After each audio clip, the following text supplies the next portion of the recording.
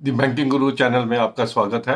आज हम अपनी इस वीडियो में आरबीएल बैंक के सितंबर 23 क्वार्टर के रिजल्ट्स जो आज रिलीज हुए हैं उन्हें एनालाइज करेंगे। डिटेल में रिजल्ट्स एनालाइज करने से पहले तीन चार चीज़ें जो नॉर्मल रिजल्ट्स से डिफरेंट हैं या यूं कहें कि एडजस्टमेंट्स हैं उसे पहले देख लेते हैं, तभी हम प्रॉपरली अंडरस्टैंड कर पाएंगे आरबीएल बैंक के रिजल्ट्स।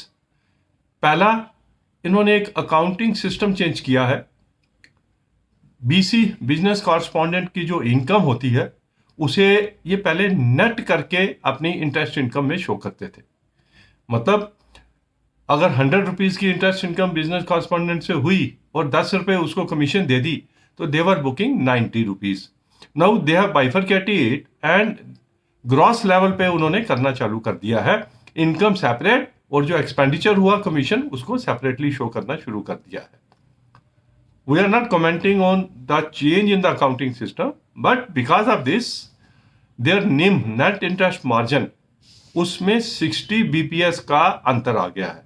तो जब भी आप आरबीएल बैंक के 60 BPS बढ़ के दिख रहा है, आरबीएल बैंक की जब भी आप NIM देखें विद द लास्ट क्वार्टर, तो आपको ये ध्यान रहे 60 BPS का इंक्रीज जो है that is on account of the this adjustment.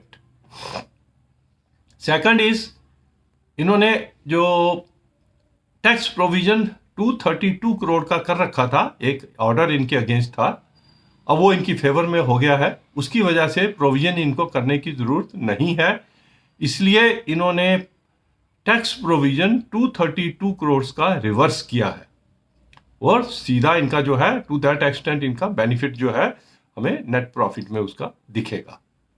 Then another adjustment is कि additional provision of 252 crore they are doing on account of the micro finance and credit card business. अब पहले कितना किया हुआ है और अब कितना किया है और उसका पीसीआर क्या है, this information is not with us, but this is the one adjustment which they have done, जो रूटीन में ना पहले क्वार्टर्स में हुआ ना आगे भी होगा।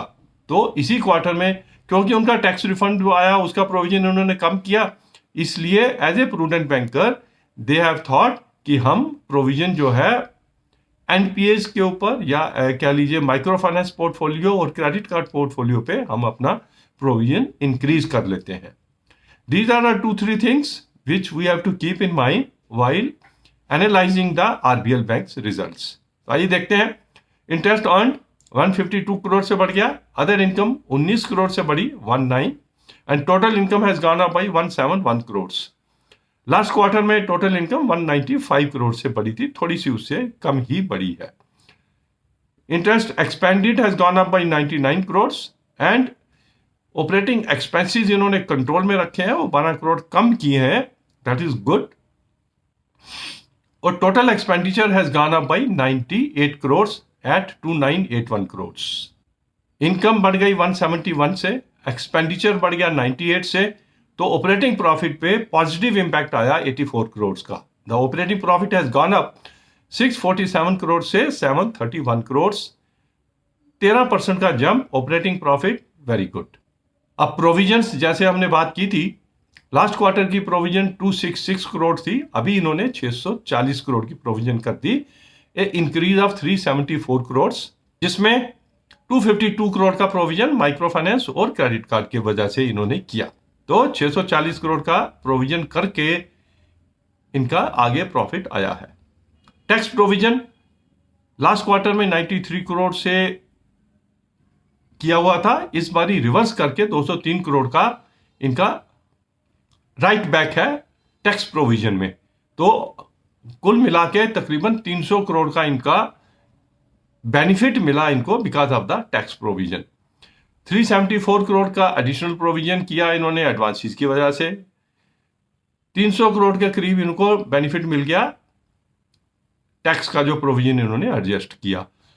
और इन दोनों को मिला के जो नेट लेवल पे इनका जो प्रॉफिट है वो ऑलमोस्ट सेम है, दैट इज लास्ट क्वार्टर में 288 करोड़ था, इस बारी 294 करोड़ है, 294 करोड़, तकरीबन 6 करोड़ का इंक्रीज जो तकरीबन 2% के करीब बनता है। ग्रॉस एनपीएस 36 करोड़ से इंक्रीज हुए हैं नेट लेवल पे, बट अगर ग्रॉस लेवल पे देखेंगे तो 541 करोड़ के एनपीएज इनके इंक्रीज हुए हैं, ग्रॉस एनपीए। एंड नेट जो है 135 करोड़ से इनके नेट एनपीएज कम हुए हैं। Net has come down at 0.78%। अच्छा कंट्रोल एनपीएज के ऊपर भी है। आरओए इनका 1%, आरओई रिटर्न ऑन इक्विटी 8.38%। निम जो है प्री एडजस्टेड, जो बीसी का इनका एडजस्टमेंट है, प्री एडजस्टेड निम जो है इनका that is 4.89 versus 4.84 last quarter. Advances 5% के करीब 4% के करीब बढ़े, डिपॉजिट 5% के करीब बढ़े, in line with the industry. PCR जो इन्होंने प्रोविजन बढ़ाया उसकी वजह से पीसीआर इनका इंप्रूव हुआ है, 69% से इंप्रूव हो गए 75.6% इंप्रूव हो गया। Yield on advances also improved 12.80 से 13.03 हो गया। Cost of deposit also improved, which is not good but it has improved, 6.07 से बढ़ के 6.21 हो गया। कासा हैज कम डाउन 37% से 35.7 हो गया, नॉट गुड। अगर शेयर की चाल देखें, हमने जब लास्ट क्वार्टर में रिजल्ट्स एनालाइज किए थे तो शेयर 221 की रेंज में था, अभी ये 244 की रेंज में है, 256 का इसने हाई बनाया है। प्राइस अर्निंग 14 की पीई पे ये चल रहा है। वी एक्सपेक्ट कि 14 की पीई पे ये शेयर फुली प्राइस्ड है, बट फिर भी इन एडजस्टमेंट्स को देखते हुए और ओवरऑल रिजल्ट्स को देखते हुए 256 का जो हाई है ये दोबारा टच कर सकते हैं अगर ब्रॉडर मार्केट में अगर इनका सपोर्ट रहा। But at the same time जो हमने लास्ट क्वार्टर में न्यूज़ देखी थी, महिंद्रा एंड महिंद्रा फाइनेंस अपना स्टेक 10% स्टेक इसमें लिया है, वो फर्दर इंक्रीज करते हैं या सिंपली इसमें सिर्फ इन्वेस्टमेंट के लिए किया है या कंट्रोलिंग स्टेक इनको चाहिए। आरबीएल बैंक का शेयर जो है उनकी डिसीजन मेकिंग के ऊपर काफ़ी कुछ निर्भर करता है। अगर वो फर्दर इंक्रीज करना चाहते हैं तो क्या ओपन मार्केट में से उठाएंगे या थोड़ा थोड़ा करके उठाएंगे या ब्लॉक डील करेंगे, whatever they are going to do और at what rate they are going to do, ये सभी चीजें डिसाइड करेंगी आरबीएल बैंक का रेट फ्यूचर में।